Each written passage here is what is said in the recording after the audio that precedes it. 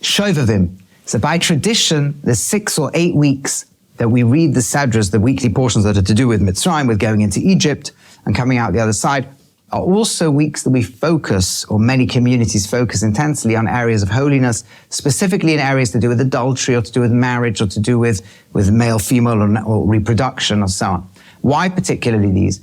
So it's interesting, the history, we start to see the writings actually relatively late, Jewishly speaking, about the 15th century. People start fasting at this time of year. And especially in the Kabbalistic literature, there's a lot of emphasis. But why? So first of all, the word Shovavim itself is an acronym for the 6 weekly portions of coming out of Egypt, slavery in Egypt, becoming free from Mitzrayim, and then getting the Torah. And that's Shemos Va'era Bo B'Shalach Yisrael Mishpatim. And the acronym spells the word Shovim, as in the Pasuk, as in the verse, when the Navi, the prophet, says, Shuva Vonim Shovim, right? Come and return, do Teshuvah, return, become better people. But why specifically this area? And the answer is, if we look in Yechezkel, Ezekiel chapter 23, there it describes the prophet gets a vision of 2 sisters, Ahala and Alivama, and they represent the 2 factions of the Jewish people at the time the kingdom had split in 2. And each of them, we describe their idolatry in the metaphor of adultery. And specifically we relate to the fact, the verse, the Pasuk says that they were zoinim, they're like prostitutes in the land of Egypt in their childhood.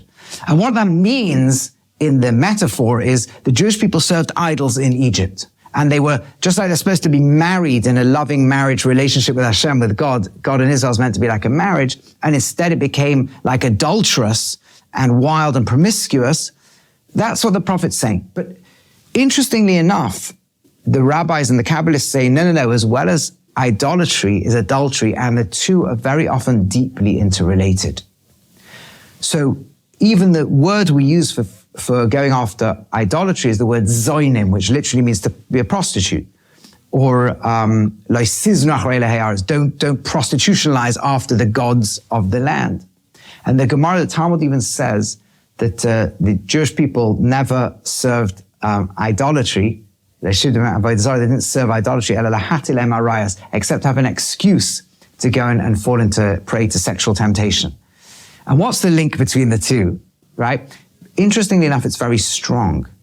First on a very simple level, people often have temptation and lust, and it makes them want to be more animalistic and then they feel guilty and ashamed, and then they feel really bad about themselves, and it eventually severs their relationship with God, or they want to have an excuse. Right? I often have people come to me with quite philosophical questions about Judaism or about the authenticity of the Torah. Religious people sometimes, at different ages. And what I learned over the years that there are those who really, really are curious and have a question, and there are those who, once we get into a deep discussion, that's not their issue.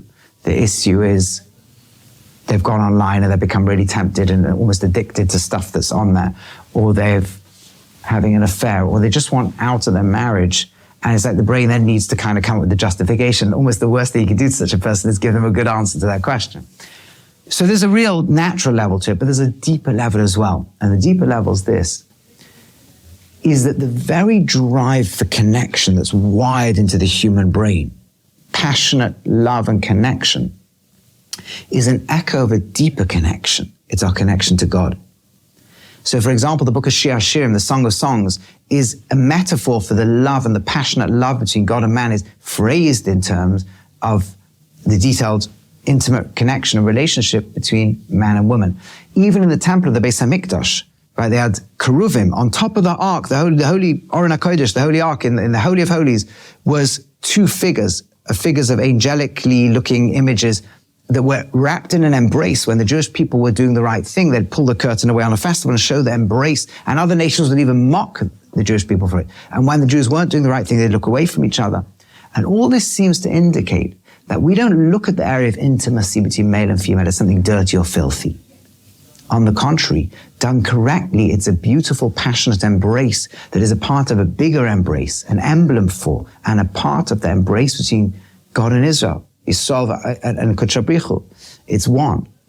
But at the same passionate embrace can become an embrace that goes a bit wrong, and it becomes a wild and free stuff. Then just like it becomes wild and free in this area of the physical drives, it becomes wild and free in our relationship with God. They parallel one another. And so getting this right is critical. And specifically in Egypt, where they were idolatrous, they were also adulterous. The two go hand in hand. Having a healthy relationship with God should manifest in a healthy relationship in this area and vice versa. We're going to talk a little bit in these weeks. We're going to learn together some of the beautiful Torah ideas about how to build that relationship, how to build the loving male-female relationship in marriage. We'll also maybe have some sessions also for those who are not married, specifically men who might struggle in this area, but it's true also for those who struggle who are married people, right? Temptation is not something that just leaves a person because they get married. But in particular, we're going to start by building on the positive. What is the dynamic that builds that beautiful, loving relationship between husband and wife? We'll start there. And in parallel, brings into the relationship between us and Hashem too. That's where we're going to begin.